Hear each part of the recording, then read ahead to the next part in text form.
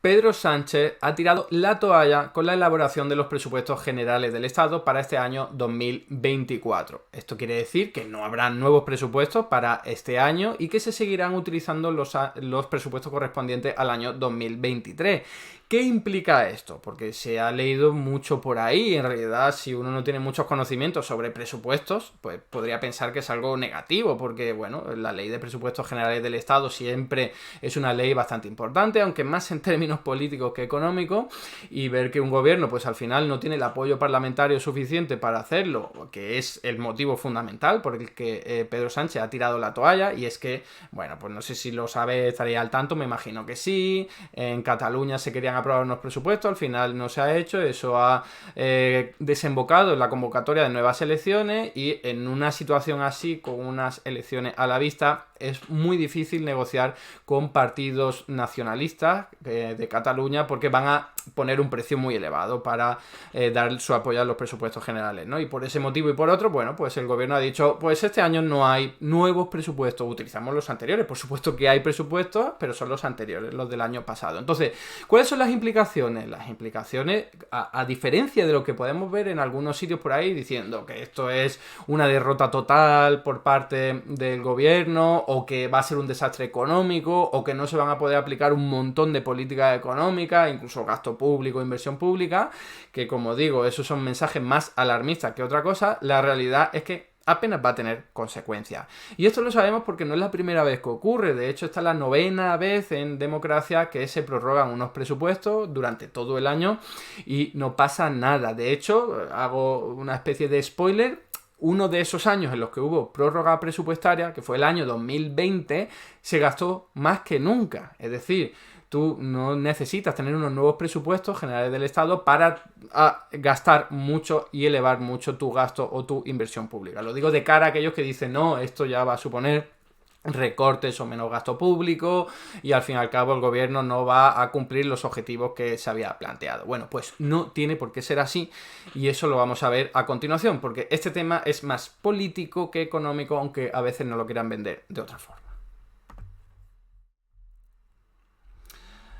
Entonces, vamos a comenzar contextualizando un poco los presupuestos generales del Estado, porque hay muchos presupuestos en nuestro país y los generales del Estado son los más importantes, pero cuidado, porque solo suponen, como ahí podéis ver en este gráfico, el 21,68% de todo el gasto público que hay en nuestro país. Es decir, que incluso en el peor de los casos de que no se pueda elevar mucho el gasto público correspondiente a estos presupuestos, pues estaríamos hablando solo de 1 de cada 5 euros. ¿Por qué digo esto? Porque a pesar de que la administración pública de la seguridad social, que sería esa parte ahí azulada, verdosa, turquesa que podéis ver en el gráfico, está incluida en los presupuestos generales del Estado, lo cierto y en realidad lo que ocurre es que esos gastos son automáticos, porque fundamentalmente son pensiones que se actualizan al ritmo del IPC de forma automática, gracias a los pactos de Toledo y gracias a que eso es un consenso entre todos los partidos políticos. Afortunadamente, antes no era así, incluso el PP ahora está a disposición de eso, antiguamente con Mariano Rajoy no era así.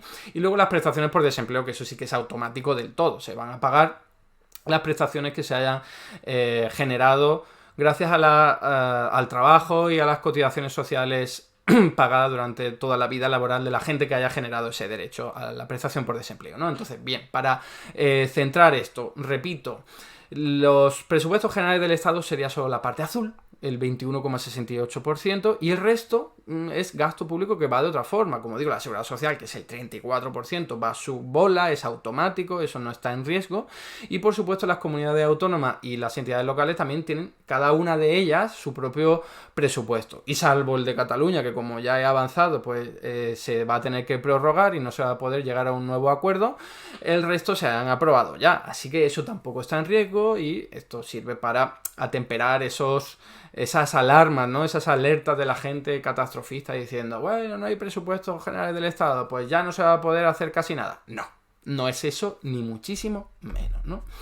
Además, es importante también contextualizar y entender que el ciclo presupuestario, concretamente el de los presupuestos generales del Estado, pero cualquier tipo de presupuesto también tiene un ciclo muy parecido, conlleva mucho tiempo de elaboración. Y esto es importante porque normalmente para los presupuestos generales de un año, por ejemplo, el de 2024, deberían haberse empezado a hacer a principios de 2023 o a mitad de 2023 como muy tarde, ¿no?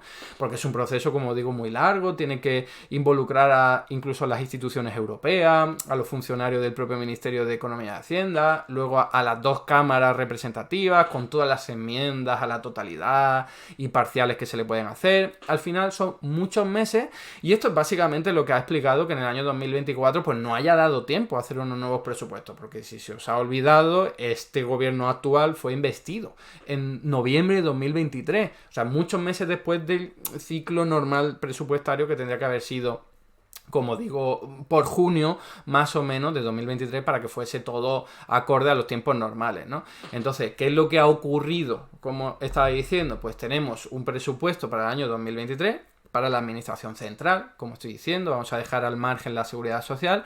Para una serie de centros gestores, en este dibujito podéis ver, como he puesto ahí, Ministerio A, Ministerio B, Ministerio C, Ministerio D, pero los que sean, y también otros centros gestores.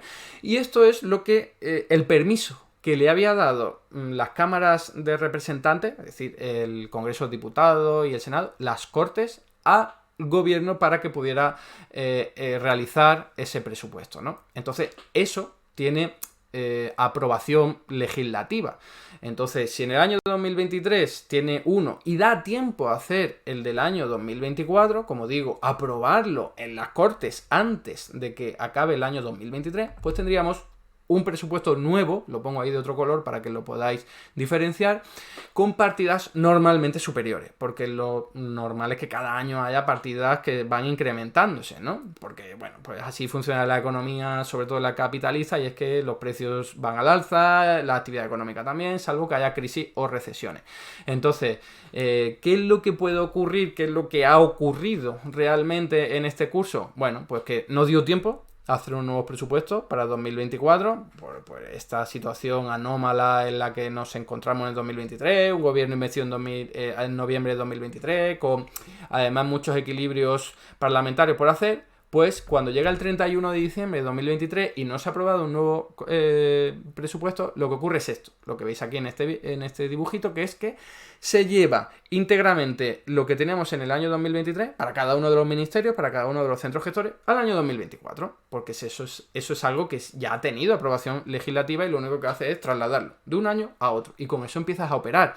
Esto, por cierto, es algo constitucional, está recogido en nuestra propia Constitución en un artículo, y dice, si en el 31 de diciembre de un año no se ha aprobado el presupuesto correspondiente al año siguiente, entonces se prorroga, se lleva el del 2023, en este caso, al año 2024. Bien, entonces, como estoy diciendo, el hecho de que tengamos el mismo que el año 2023 y el hecho de que ya se hubiesen planteados incrementos de gasto público para el año 2024 nos genera esa preocupación de, entonces, ¿se va a gastar menos en este año de 2024? Bueno, fijaos que aquí la previsión del gobierno actual era que se iba a gastar un 9,3% más en 2024 en total, en comparación con el 2023, aquí lo podéis ver, sin contar los fondos europeos. Si cuentas los fondos europeos, pues te sale solo un 0,5% más, pero bueno, los fondos europeos, como son inversiones y se realizan solo una vez, tiene sentido quitarlos para poder evaluar ese incremento, ¿no? Entonces alguien podría decir, oye, si el gobierno tenía pensado para el año 2024 un techo de gasto un 9,3% superior al del año 2023, pero no tiene nuevos presupuestos, al final ese incremento no se va a dar. Bueno, pues no es así. ¿Por qué? Porque existen otras fórmulas administrativas, otras fórmulas parlamentarias para incrementar los créditos presupuestarios para cada uno de los ministerios y centros gestores. Por ejemplo, un real decreto. El gobierno puede directamente decir en un real decreto, esto va a elevar el presupuesto del ministerio que sea, el Ministerio de Agricultura, por ejemplo, ¿no? Y ya sabéis, el Real Decreto se aprueba, entra en vigor cuando se publica en el BOE y luego un mes más tarde tiene que ser convalidado por las cámaras. Si es convalidado positivamente, pues ya está. lo que has hecho es que para ese ministerio has elevado el presupuesto. No necesariamente tiene que ser a través de un real decreto, puede ser también a través de un proyecto de ley, es decir, un proyecto que llevas a las cámaras, a las Cortes, y si se aprueba porque tiene suficiente mayoría, pues ya está, pues se aprueba. Entonces esas son fórmulas que existen, que son, como os podéis imaginar, pues más pequeñas, no es un gasto total, una panorámica total como los presupuestos generales del Estado, que directamente en una sola ley, en un paquete legislativo, lo que haces es aprobar el presupuesto de todos los centros gestores, pero se puede hacer de uno en uno, o de varios en varios, claro, dependiendo de cuánto englobes en cada uno de esos paquetes. Entonces, esto que estoy diciendo no es nada extraordinario. De hecho, ya se ha hecho en este mismo año, incluso antes de saber que los presupuestos no iban a ver la luz para este año 2024, unos nuevos presupuestos, ¿no? Y aquí os traigo una noticia, que es que además desde hace solo unos días en los que podemos conocer que el gobierno subirá los salarios de los funcionarios un 2% sin esperar a los presupuestos. ¿Cómo? Bueno, pues utilizando un proyecto de ley que ya existía, que ya está en trámite parlamentario, que es el de las medidas anticrisis, ¿no? Por la inflación y la guerra de Ucrania, ¿eh? Entonces, esto es algo que el gobierno incorpora en un proyecto de ley, suponiendo que va a tener apoyo parlamentario suficiente para ser aprobado, y ya está. Y así se aprueba el presupuesto correspondiente al pago de salarios de los funcionarios. Igual que se ha hecho con esta medida, que sin ninguna duda va a ser aprobada, tenemos pues cualquier otro tipo de medidas que podamos pensar, ¿no? Si a alguien se le ocurre, oye, los fondos de Next Generation de la Unión Europea, que eso es algo que recae en la administración central y por lo tanto los presupuestos generales del Estado, no hay ahora mismo un apoyo legislativo para que eso se pueda realizar. Vale, no lo hay porque no hay nuevos presupuestos, pero tú puedes llevar como gobierno un proyecto de ley o un real decreto a las Cortes y decir, venga, ¿queréis que esto se haga o no? Y claro, lo normal es que si el gasto público y la inversión pública está bien vista por la ciudadanía, pues normalmente no van a aparecer los partidos políticos a votar en contra, ¿no? Pongo el ejemplo de los fondos Next Generation. Si hay dinero para construir e instalar nuevos parques de energía renovable, bueno, ¿quién se va a negar a eso? ¿Vale? Entonces hay gastos que está clarísimo que si los lleva el gobierno a las Cortes van a ser aprobados y no va a ocurrir nada. Evidentemente esto tiene una limitación política a la que me estoy refiriendo y también supone una ralentización en términos administrativos. Es mucho más cómodo, es mucho más fácil ya directamente tenerlo todo aprobado en tus presupuestos generales del Estado, porque no tienes que ir llevando una y otra vez un proyecto de ley a las cámaras y negociar con los partidos políticos para que la apoyen. Por eso seguramente hay algunos gastos que se van a retrasar, pero ninguno es imposible, porque en realidad la composición del Congreso de Diputados, que es la cámara más importante, pues no ha cambiado desde que se convocaron las elecciones, ¿no? Bueno, perdón, de que se acabaron votando, ¿no?